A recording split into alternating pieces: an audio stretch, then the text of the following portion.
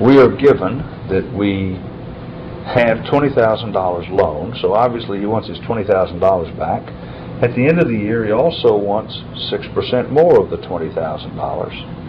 If I factor the $20,000, it comes out $20,000 onto what he borrowed plus what additional he wants for the privilege of my borrowing that money, which is $20,000 times 1 plus 0.06 raised to the 1 power, which turns out to be $21,200. Or, in economics shorthand, he'd tell us that the future value is equal to the present value of the money originally loaned times, and then I'm trying to figure out how to get F out of P.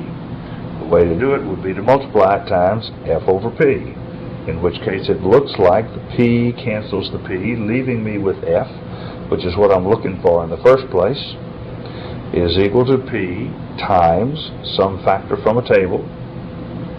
And the indicator here nicely tells me exactly what table to go to, exactly what column to go to, and exactly what row to go to. To find the future value, I multiply the present value of the money borrowed times F over P says use the F over P column. I says go to the I% rate table. There's a 4% table, a 6% table, so on. And go to the row that has the number of years or periods across the table. If you do that in your handbook, you'll find, again, we just looked it up, the number is 1.06, you get the same answer. Now, just for your reference, if I forget to give you the interest rate on any of these problems, you can count it's probably with 6%. I tried to stick with 6% on all of the problems, simply so that I knew we had a table that had those numbers in it. Now then, let's say we borrow the money for 2 years. Well, then the guy wants his $20,000 back. He wants 6% of $20,000 at the end of the first year. That's called the compounding period, is 1 year.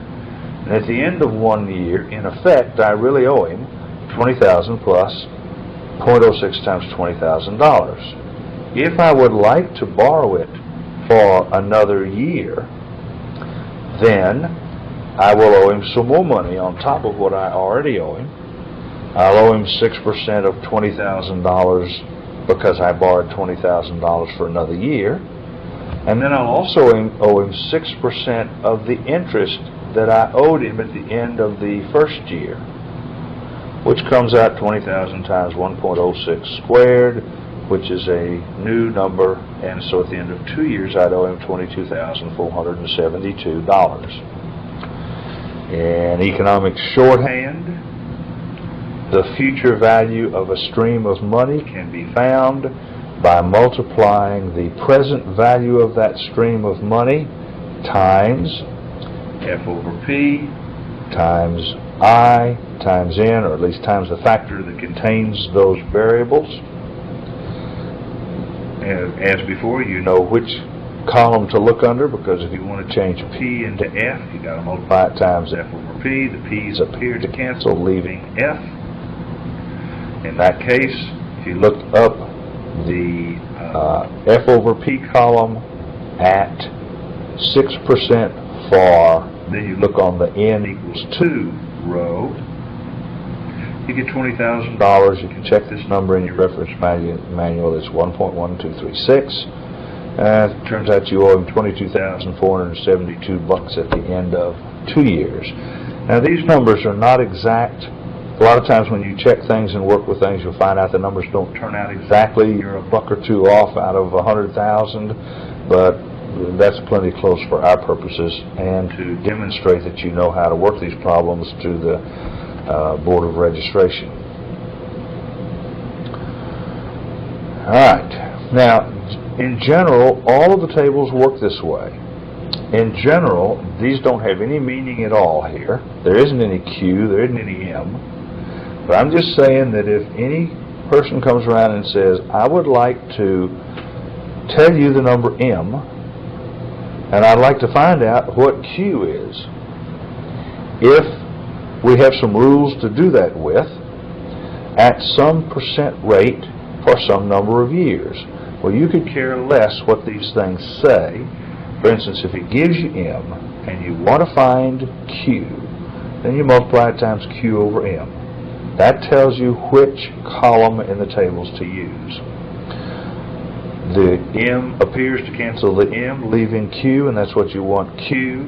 The factor will also be a function of the percent rate utilized in the problem and the number of years or months or periods that you borrowed the money.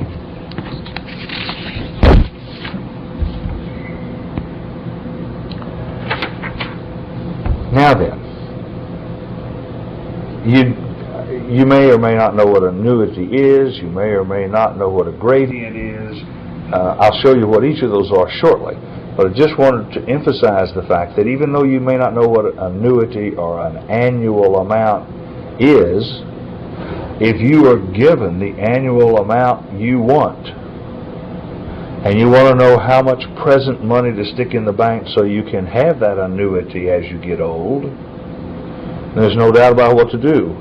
You multiply times P over A because the A's appear to cancel, thereby leaving P, what you're looking for, at some interest rate for some number of payment periods or maybe some number of years.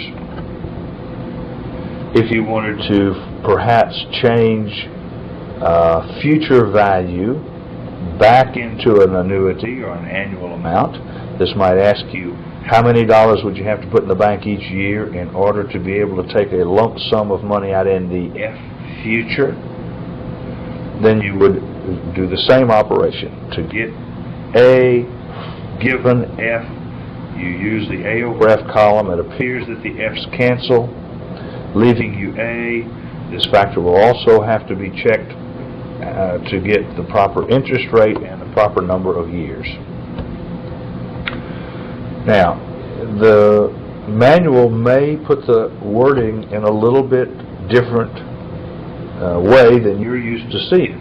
So you got to be careful if you're saying, are you going to get something from something?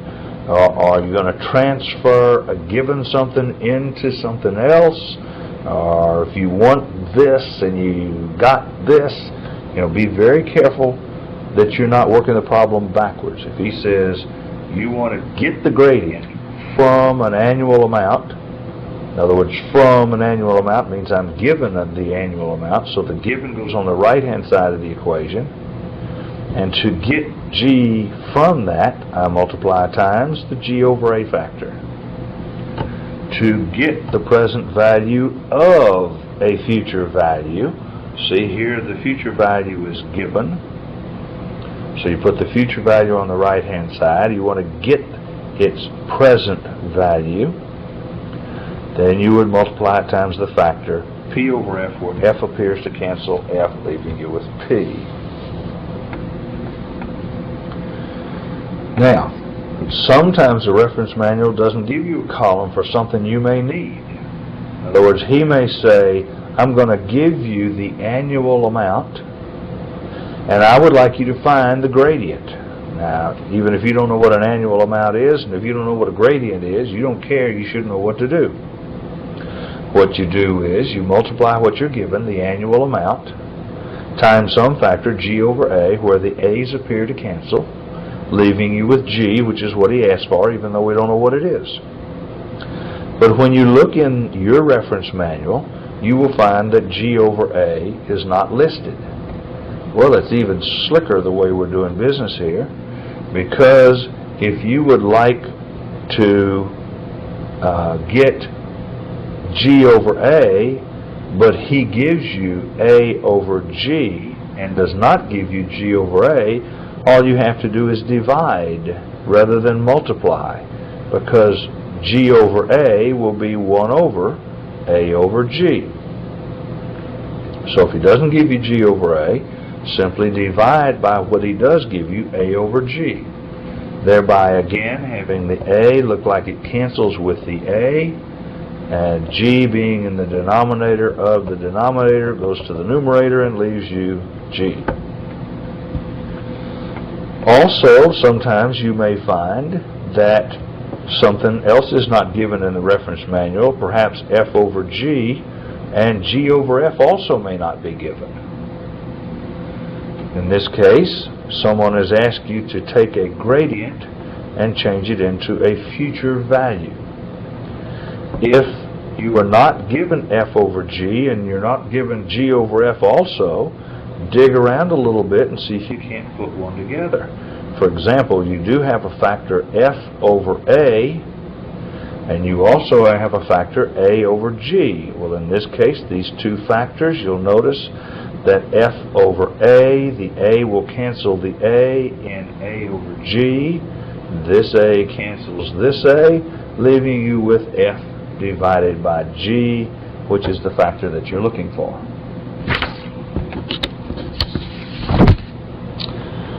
Now then, going back to our previous discussion of borrowing the money from the bank, $20,000. What if we want to borrow it for 7 years?